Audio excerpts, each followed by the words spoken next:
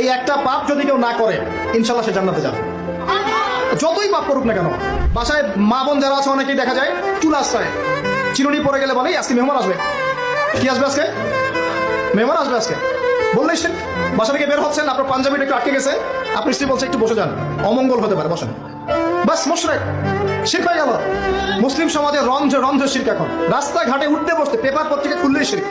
Paper খুলবেন রাশিফল, সিংহ রাশি কন্যা রাশি, দিনটা কেমন যাবে বিশ্বাস করলেই মুশরিক হয়ে যাবে। রাস্তার পাশে টিয়া পাখি দিয়ে ভাগ্য পরীক্ষা করছে, হাতটা দেখে যান তো ভাই কি আছে, বললেই শিরক হয়ে যাবে। আংটি বিক্রি করছে, আংটি পড়লে রোগ ভালো হবে, হাতে দিল রোগ ভালো হবে এই উদ্দেশ্যে, মুশরিক।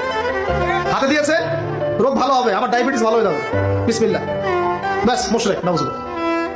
এই আকীদা নিয়ে পড়লেই মুশরিক। মুসলিম সমাজে অহরহ শিরক আছে।